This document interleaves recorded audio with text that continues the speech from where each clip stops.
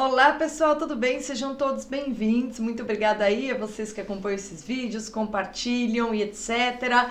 Hoje eu, na verdade, queria ler para vocês um e-mail que eu recebi sobre um tema que é recorrente nos comentários desse canal. Então talvez você até se identifique com o tipo de conteúdo que essa pessoa que me segue acabou me escrevendo, tá? Ela deu forma a um pensamento que se reflete inúmeras vezes aqui nos comentários. E é justamente essa percepção de muitas pessoas que a gente está envolvido por uma nuvem de estupidez tão profunda que parece que é insuperável, né?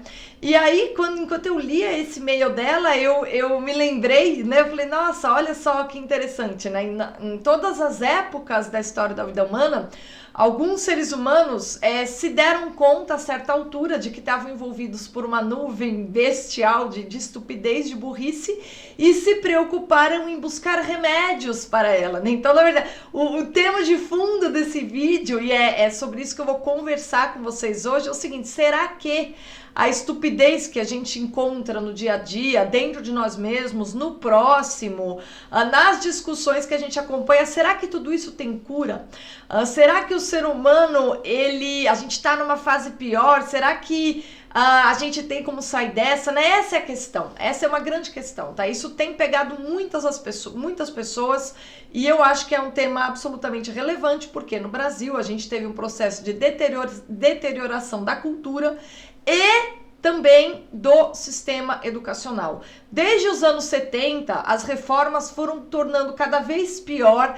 Reforma de currículo, reforma de formato de ensino médio. A gente teve uma panaceia de reformas educacionais e também de problemas contextuais, de diminuição de investimento, de desvalorização da carreira do professor. É um contexto super amplo, tá? Que aqui eu precisaria criar uma palestra só para falar de cada um dos pontos. Mas, de qualquer maneira, a gente teve um contexto aprofundado, né, pela difusão da tática gramscista de espalhar a doutrinação nos sistemas educacionais, foi piorada, tá? Mas assim, o gramscismo não teria vingado se a gente já não tivesse num contexto muito ruim. O gramscismo não teria tido tanta força para produzir o estrago que ele produziu, como a gente vê hoje, se você não tivesse um contexto onde a mediocridade, os erros nas políticas públicas, o investimento equivocado, etc., também não tivesse acompanhado, né? Porque a gente sabe muito bem que, por mais que você tenha infiltração política nos meios educacionais, você sempre teve, assim, na história, pessoas que têm um alerta e falam, pelo amor de Deus, o que é isso, né? Nem todos os professores são agentes políticos, muitos são professores por vocação. O problema é que a vida de professor também, isso sobretudo dos anos 90 para cá, começou a se tornar um martírio, começou a se tornar uma carreira ruim, né? Os bons professores começaram a se sentir jogados no lixo, né? Então a gente tem assim um amplo estado em que as pessoas não se entendem mais, não sabem mais conversar, não sabem interpretar texto, cada uma anda com um bloquinho de certezas em cada bolso e não consegue conviver com a pessoa que fala pra ela, olha, acho que você não tá tão certo nisso aí, tá? Então as pessoas, elas não têm mais, e elas se afetam emocionalmente com isso, e a gente vive numa esfera em que o diálogo, a conversa, ela é inviável. E quando eu falo a conversa é inviável, é algo do tipo, você fala algo que não está sendo esperado pela outra pessoa, que ela não quer ouvir, ela não consegue ouvir até o fim a sua frase.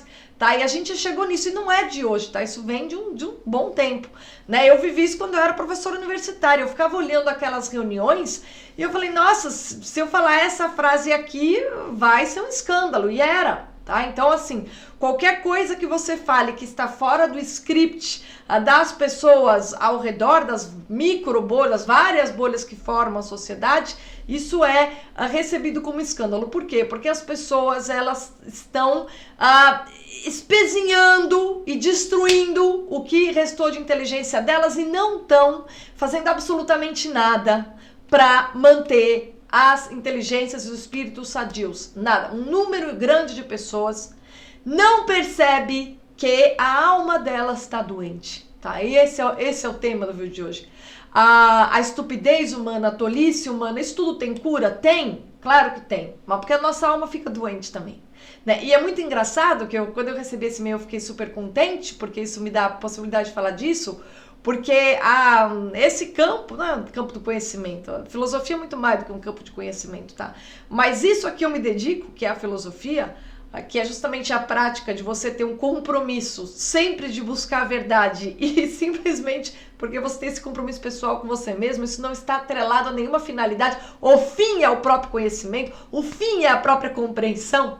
Tá? A finalidade é a compreensão, essa é a finalidade. E o meio são os exercícios intelectuais. Então não é aquela história do intelectual ligado à política, ou do intelectual ligado à universidade, ou do intelectual ligado a alguma cadeia empresarial e comercial, que a finalidade dele é X e o estudo, ou a formação técnica, ou o treino é um meio. Tá? Não é disso que eu tô falando. Quando a gente fala de filosofia, a gente está falando de uma percepção, que começa com a autopercepção, de que algo na sua alma tá fraco, que você não tá tendo a compreensão do mundo a melhor possível, mas que você consegue desenvolver isso. Como? Buscando a verdade. E aí é uma longa trajetória que dura uma vida toda, tá? E aí é muito engraçado porque um dos filósofos que eu acho mais extraordinários, e porque ele é mesmo, né? Na verdade, ele é o filósofo mais lido de todos os tempos, tá? Que é o Platão. Você tem Platão e Aristóteles, que são os dois pilares da filosofia, mas o Platão é muito amado, e acho que ele é o mais lido de todos os tempos, por ser um pouco mais... Veio um pouquinho antes do Aristóteles, foi professor de Aristóteles, né? O Aristóteles teve a grandeza de resolver muitos problemas que o Platão deixou em aberto, mas o Platão foi aquele que conseguiu pegar o que a gente chama de projeto socrático, que é essa percepção de que as pessoas, quando estavam em completo erro, mereciam, por meio do diálogo, ser trazidas ao caminho que leva ao acerto, ou seja, ao caminho que conduz às ideias verdadeiras, né? Cada pessoa, ela tem inúmeras ideias falsas particulares. Cada pessoa é um universo de ideias falsas particulares. Mas as ideias verdadeiras são aquelas que pertencem a todas as pessoas. E aquele erro sobre o qual sempre vale a pena falar, que é as pessoas que julgam mal os outros porque medem os outros com a sua régua, esse é o maior exemplo da estupidez, da idiotice e dos juízos falsos que nos rodeiam. É quando você avalia o outro com base no seu umbigo, nas suas ideias falsas, e justamente porque você é um poço de ideias falsas e o outro talvez tenha ideias verdadeiras, você vai avaliar ele mal, né? E outra, você nunca vai conseguir falar algo sobre alguém justo se você o faz com base na sua régua moral e você é uma pessoa mesquinha. Agora, se você tem como âncora a aplicação de juízos verdadeiros, que não estão ligados à sua pessoa, às suas preferências, aos seus gostos, à sua necessidade de proteger o seu coraçãozinho e ter certeza que a culpa é sempre dos outros, mas com você tá tudo bem, né? Porque essa é a questão, esse é o grande ponto. Mas se você consegue se colocar entre parênteses, os seus sentimentos entre parênteses, olhar e falar, não, peraí, mas as ideias verdadeiras são essas. E eu devo ler cada fato da realidade com base nas ideias verdadeiras. Goste eu ou não da conclusão a que eu vou chegar. Aí você consegue ser justo, tá? Você consegue ser justo porque você sai de dentro de si. Você sai de dentro de si. Você não se deixa ser reduzido pela mesquinhez que é próprio de cada singularidade, de cada ser humano preso em si mesmo. E você consegue entrar num acordo com outro homem. Por quê? Porque as ideias verdadeiras pertencem a todos. E é daí que os diálogos platônicos são e têm sido, desde o momento que eles foram escritos, um antídoto para a burrice, um antídoto para a tolice, porque o que eles provam? Os diálogos platônicos. Que quando duas pessoas ou mais pessoas, elas têm como ponto em comum procurarem as ideias verdadeiras para formular os seus juízos, elas vão entrar num acordo. Só pelo fato de elas estarem buscando as ideias verdadeiras, elas vão conseguir entrar num acordo, né? E aí a gente tem, nessa grande obra, que foi a de Platão, uma homenagem à possibilidade do ser humano de ter na chamada filosofia, ou eu diria talvez na expansão da inteligência, na meditação profunda, na valorização da racionalidade, em todas essas coisas, o antídoto para essa doença da alma, que faz de nós bestas estúpidas. E o tempo todo a gente está condenado a ser uma besta estúpida. Basta que a gente pare de prestar atenção nas falhas da nossa inteligência, basta que nós nos sintamos muita vontade, muito felizes com as ideias prontas que a gente tira do bolso para sair julgando Deus e todo mundo.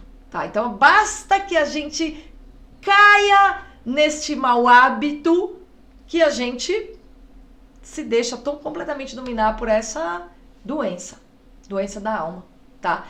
E aí eu queria ler para vocês um e-mail que eu recebi, e num contexto muito bom, porque eu justamente estou nesse momento organizando um curso sobre todos os diálogos do Platão. Tá? O Platão, que foi o filósofo mais amado, mais lido de todos os tempos, e são 36 diálogos. Né? Eu tenho uma edição que segue aquela ordem clássica que foi estabelecida por um platônico do tempo de Tibério. Então, assim, é uma ordem muito, muito antiga. E aí eu vou ler a carta dessa pessoa e eu vou só comentar com vocês, aproveitando que eu tenho revisto aí Platão para esse curso, o conteúdo do primeiro diálogo para vocês entenderem onde eu quero chegar com esse ponto aqui. A pessoa me diz o seguinte: não sei, Bruna, não sei se lerá esse e-mail. Fui professora e me incomoda demais, há muitos anos, o trilhar da educação brasileira. Venho denunciando esse estado de coisas faz quase 20 anos. E o contexto desse e-mail que ela me enviou foi aquele vídeo que eu fiz sobre a polêmica toda em torno do filme do Danilo Gentili, né? E ela continua. Sobre a cena do filme de Danilo Gentili, eu concordo com você sobre a ausência de miolo, serviço, caráter, bom senso. O filme em si não representa nada pela falta de substância. A cena denunciada que deu início a esse debate pífio apenas reafirma a incapacidade funcional de quem ouviu a denúncia e de quem se pronunciou sobre o assunto. O que poderia ter sido resolvido de forma simples e sem holofotes tomou vulto, porque ninguém mais sabe parar, analisar e se responsabilizar por uma solução eficaz. Precisa haver culpados, bodes expiatórios, muita mídia, muita raiva, muitos heróis, muitos santos, muita parcialidade e muita burocracia. Não considero que seja um problema da direita ou da esquerda, vai mais além. É uma impossibilidade de apreensão cognitiva, quando o horizonte mental torna-se limitado, incapaz de absorver, analisar, resolver problemas. Analisar situações antagônicas ou as causas e consequências de um fato, de um sentimento ou de um texto com mais de 5 linhas. Concordo plenamente com Olavo de Carvalho que a educação brasileira é caso de saúde pública. Eu achei esse e-mail extraordinário, pedi permissão para reproduzi-lo, a autora, né, preservando evidentemente a identidade, porque eu acho que ela toca num ponto essencial e a gente está vendo na nossa cara. Algumas pessoas querem reconhecer e outras fingem que não, que tá tudo bem. Né? Mas na história da humanidade é sempre assim. O número de pessoas que querem sacar que tem algo errado é menor, né? Muitas vezes, do que aquelas que se recusam a observar que a gente está num estado de coisas absolutamente deplorável. As pessoas têm mais facilidade de irem na onda, tomarem um partido e saírem exprimindo as suas certezas. É muito mais fácil, muito mais cômodo. Isso é uma homenagem ao orgulho. Quando você sai por aí disparando certezas e atirando as suas pedrinhas sobre todo mundo, isso é uma homenagem ao orgulho, que é uma das piores, né, um dos piores vícios humanos. Porque é justamente aquele que impede que a gente aprenda alguma coisa ao longo da vida. A gente não aprende nada, a gente vira um poço de ressentimento. E quanto mais você vira um poço de ressentimento, menor é a sua capacidade de perceber que o mundo é bom, que o mundo tem coisas belas, que o mundo tem coisas verdadeiras, né? E toda a obra do Platão está diante dessa atitude que é a manifestação dessa soberba e da estupidez, e ele tenta mostrar, né, por meio da encenação de conversas entre pessoas que têm em comum esse anseio por buscar a verdade, ele tenta mostrar beleza, verdade, bondade ou virtude, A gente tem Sócrates como uma grande figura, não é por acaso. Né? O Sócrates, vocês sabem da história dele, era alguém que via ali os erros, depois de ter refletido muito sobre quem ele era, sobre o quão tolo ele era, que se o oráculo de Delfos disse para ele, você é o mais sábio dos homens, ele falou, eu o mais sábio dos homens? Pelo amor de Deus, esse oráculo tá louco. Ele falou, como assim? O que esse oráculo quer dizer com isso? E aí ele pensa e fala, bom, o que esse oráculo quer dizer é o seguinte, eu sei que eu sou ignorante e as outras pessoas não sabem nem isso. Então essa é minha superioridade com relação a elas. Eu pelo menos sei que eu não sei nada, enquanto os outros não sabem nada e acreditam piamente que sabem tudo. E se colocam numa posição de superioridade moral e de superioridade, enfim, de poder. Porque aí, quando você se coloca numa posição de superioridade moral, cabe a você a tranquila tarefa de sair apontando dedos e você não é confrontado com a árdua tarefa de perguntar a si, independente de todos os males do mundo que você vê na sua frente, e eu? Como eu tenho me comportado? Como eu tenho agido? Será que eu tenho agido bem? O que eu fiz de bom? O que eu fiz de mal? O que eu posso fazer de melhor? Mas o mundo, mas o que eu posso fazer? O que eu tenho feito? Quem sou eu? Para onde eu vou e de onde eu vim? Né? E o Sócrates, ele passa a vida fazendo isso e de repente ele se vê ali na cidade de Atenas, justamente agindo assim com os concidadãos e mostrando, né, para as pessoas quando que elas não são simplesmente um poço de orgulho ou quando elas não estão mergulhadas, né, num total erro. E aí muitas pessoas evidentemente ficaram loucas da vida com isso. E não por acaso, a certa altura, o Sócrates foi denunciado como um ímpio para ser condenado pela cidade. E vocês sabem que ele foi condenado à morte, né? Mas vejam só quem que foi esse sujeito e por que o Platão, da onde o Platão tirou inspiração para escrever nas suas 36 obras, tem as cartas, né? Esses 35 diálogos e mais as cartas, é um material, assim, você sabe que o Giovanni Reale, que é é um editor italiano, que tem aí uma das traduções muito boas da obra completa de Platão, todos os diálogos, né? Eu tenho essa edição. E a introdução é maravilhosa. E na introdução ele diz o seguinte, ele fala, os escritos de Platão são, a seu modo, como uma Bíblia espiritual laica. O que ele quer dizer com isso? Que o material de meditação profunda, sobre a essência da vida, a essência do ser, a essência do que o ser humano está fazendo aqui, do que significa o aprender alguma coisa, é um material de meditação extraordinário. E é tão extraordinário que homens de todos os tempos encontram nessas mensagens deixadas por Platão várias dicas, várias pistas capazes de responder os problemas que eles encontram. Se a gente pensa hoje no problema da verdade e da mentira, se a gente pensa hoje no problema da falta de senso de proporções, caramba, a gente vai lá para o primeiro diálogo do Platão, Eutífron, e a gente vê lá esse problema. Né? Olha só, o Sócrates, quando ele foi condenado, e aí é por isso que o Eutífron, né, é considerado aí nessa ordem o primeiro diálogo de Platão. Né? O Eutífron, ele era um sacerdote da religião dos gregos, que era criticada por Sócrates, aquela religião politeísta, que está toda representada, se vocês leem a Ilíada e a Odisseia, vocês têm todos os deuses, que é aquela fiel à mitologia grega, todos aqueles personagens, né? E o Eutífron é um sacerdote dessa religião oficial grega, que o Sócrates realmente questionava, e ele é um personagem que ele processou o próprio pai, né? E o Sócrates encontra com ele ali no tribunal. O Sócrates está sendo condenado e o pai do Eutífron também. E o Eutífron, a gente percebe no diálogo que ele não saiu condenando o pai nem por maldade, nem por ambição, mas por estreiteza de inteligência, por burrice e mesquinhez. Ele foi mesquinho porque ele estava muito obcecado por uma noção de pureza, né?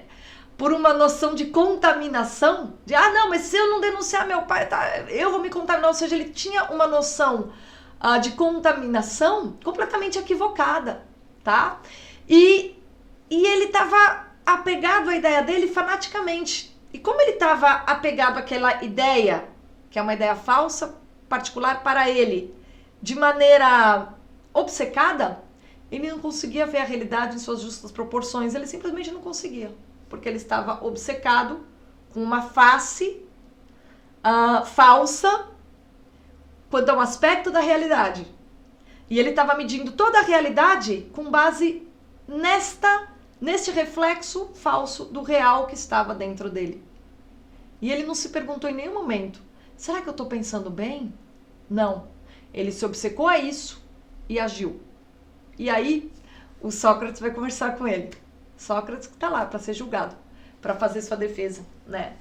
E o Sócrates acaba mostrando para ele, né, que ele, achando que ele é piedoso, condenando o pai, na verdade ele está sendo ímpio. E é muito engraçado porque no diálogo a gente percebe que o Eutífron se contradiz, se confunde, não consegue falar com clareza o que era o contaminar-se, com o qual ele estava tão preocupado.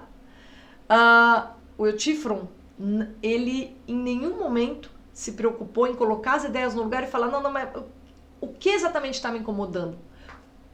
Por que é que eu acho que isso é suficiente para eu condenar meu pai?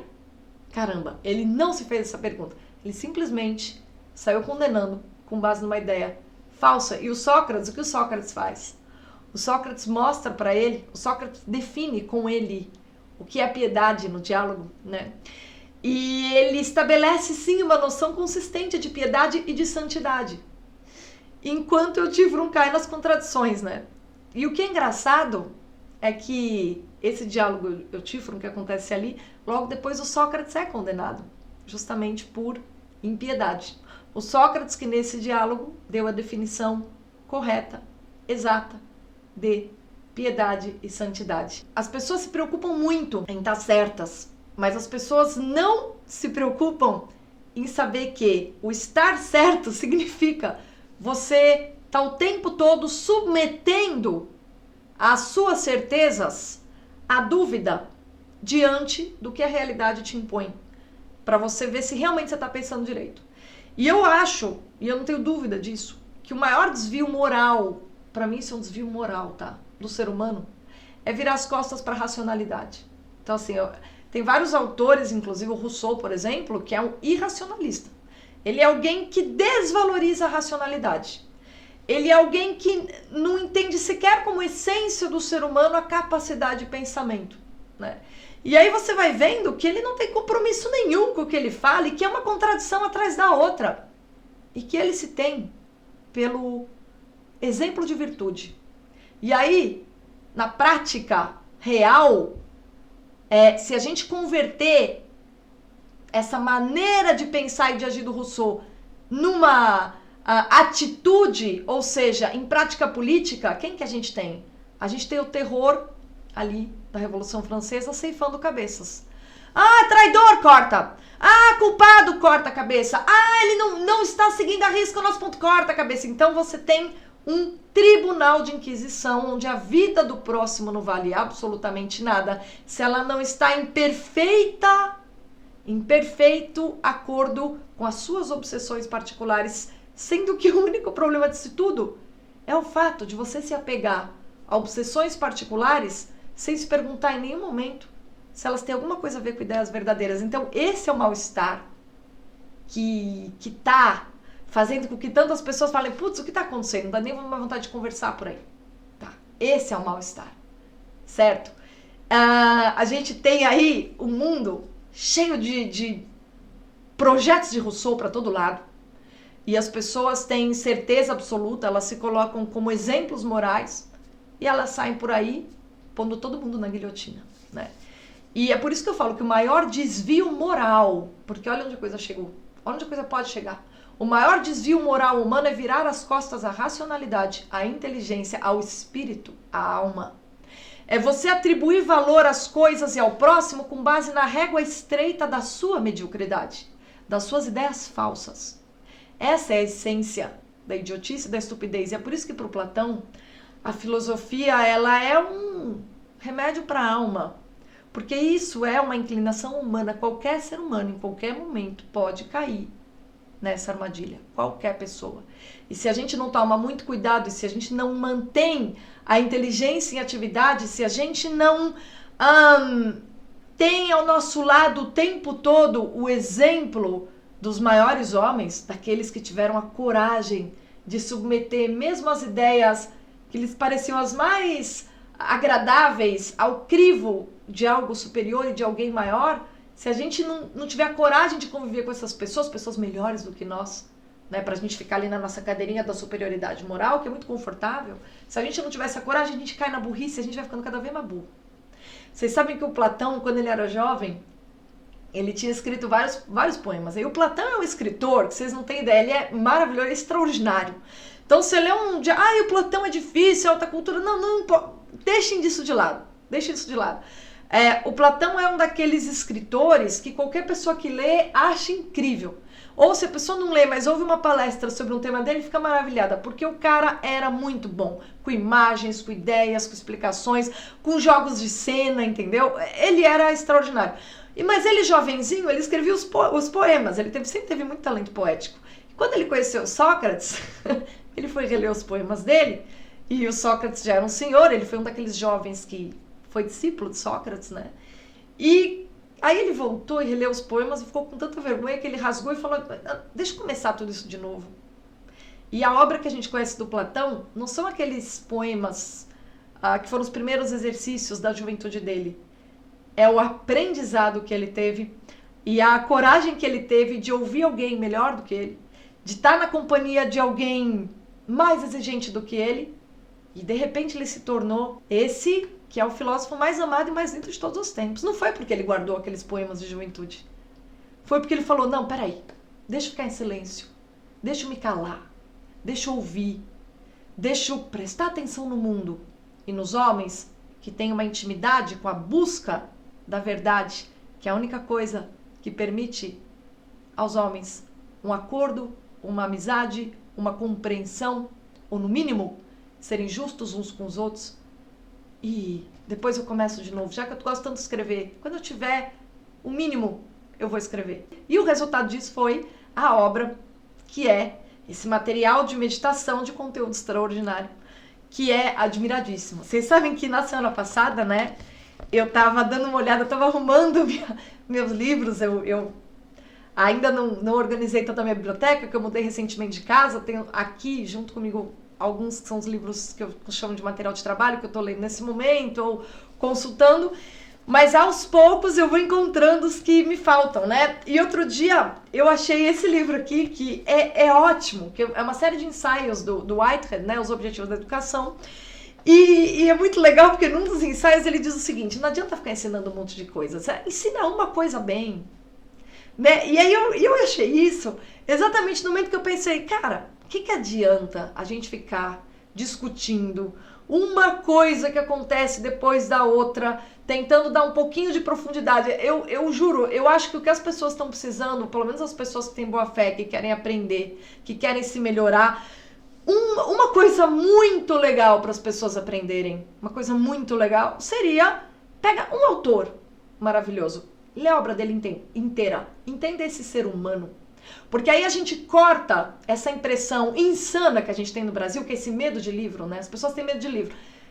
O livro nada mais é do que o retrato fragmentário de uma alma que viveu. Não tenho medo de livros. Livros são a sombra muito mal desenhada de uma pessoa cuja alma se exercitou profundamente. É isso que são os livros. E quando a gente tem livros, ou quando a gente recorre aos livros, são pretextos para que a nossa alma não morra e não seja condenada à burrice só. Os livros são pretextos para nós mantermos a nossa alma sadia. Isso que é um livro.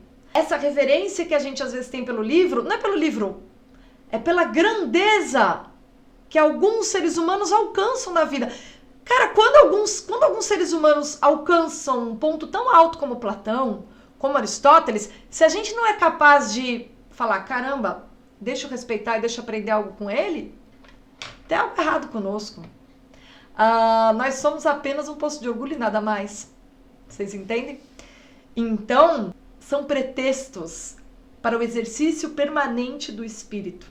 Só que com um aspecto muito interessante, sem a limitação que o tempo impõe aos homens extraordinários. Porque no nosso tempo, tem homens extraordinários, com certeza.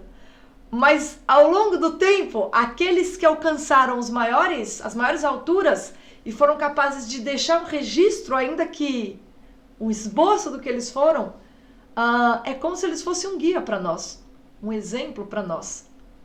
E a educação, ela só se faz pelo exemplo, não tem outro jeito. Não tem outro jeito. Você tem que olhar alguém que foi melhor do que você para começar.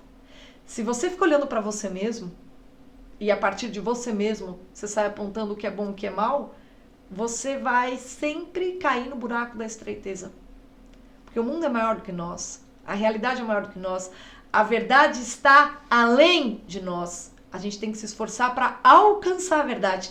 E é um movimento de ascensão que permite que a gente alcance, então não adianta você usar a sua própria régua para medir os demais e emitir os seus juízos sobre todas as coisas. Quanto mais você fizer isso como um movimento automático, mais você está emborrecendo. E quanto mais você resiste à tentação de sair aplicando seus juízos fáceis sobre todas as coisas, quanto mais você consegue fazer isso, mais você está no compasso daquele tipo de exercício que faz com que você vá ampliando sua inteligência até o ponto que de repente você toca a verdade. E aí é difícil até expressar, porque quando a gente entende alguma coisa, é difícil você colocar no papel, é difícil você encontrar uma imagem, você simplesmente sente como que uma iluminação e de repente o mundo faz sentido, você fala, nossa, que tolo eu fui, que idiota eu fui, que burro eu fui. E essa, eu garanto pra vocês, é uma sensação muito melhor do que essa que virou uma droga aí para tantas pessoas, que é aquela coisa de sair elegendo a cada semana um desgraçado, um inimigo, um problema, esquecer de olhar para você, para sua alma, para sua consciência, para o que você pode ser, para o que você pode compreender, e sair dizendo asneiras com ares de superioridade moral, né?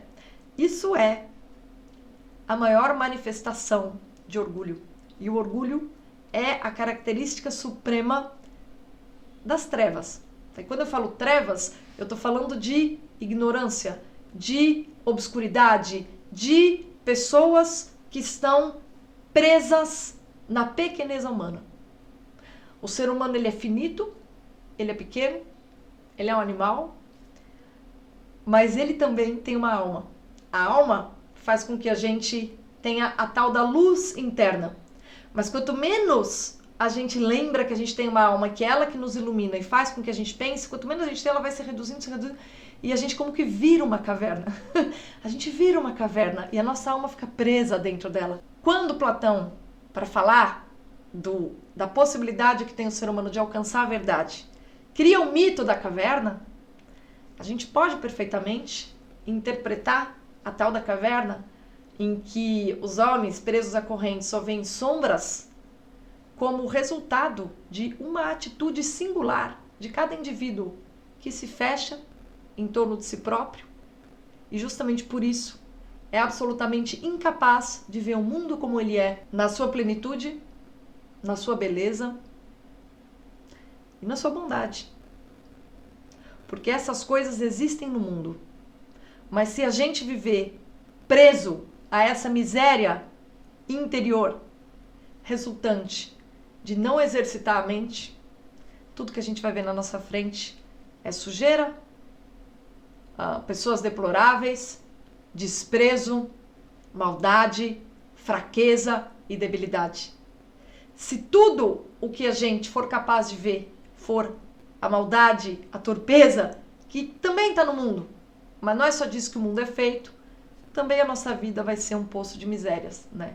E não é assim que a gente vai ser capaz de entender alguma coisa da tal da eternidade. Porque a eternidade não está aqui, nesse mundo. Ela está além de nós. Mas não é tão fácil assim sentir a presença dela.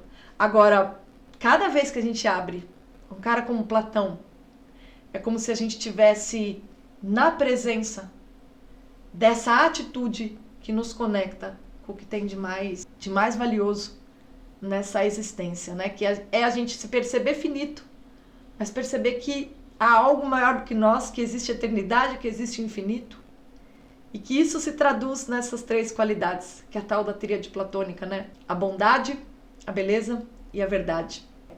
Esse era o comentário que eu tinha, essa carta. Queria agradecer o e-mail dessa pessoa que me escreveu. Queria agradecer a todos os comentários de vocês tocando nesse assunto, né? E deixar aí como sugestão essa ideia de que da maneira que você puder fazer, da maneira que você achar melhor, da maneira que te for mais agradável, acredite, a burrice tem cura. E a cura está dentro da gente. Ela depende, contudo, de uma escolha. A escolha de vencer a nossa tolice, a nossa tendência à imoralidade maior, que é a de virar as costas para a racionalidade. Quem vira as costas para a racionalidade está condenado à burrice. Mas quando a gente enfrenta e amplia a racionalidade, a gente acaba justamente desenvolvendo a inteligência e vendo as coisas de uma outra forma, tá? Eu não acho nunca que o mundo vai estar perdido. O que eu acho é que algumas pessoas, infelizmente, viram cavernas obscuras e outras pessoas decidem, escolhem e preferem olhar para a luz do dia. E aí, a escolha é sempre sua, independente das pressões exteriores e independente de modas, de coisas passageiras e de polêmicas boçais. A escolha principal é essa. Como você vai viver a sua vida? Na angústia ou na busca pela compreensão? Deixo aí essa pergunta para vocês. Obrigada pela companhia e até a próxima.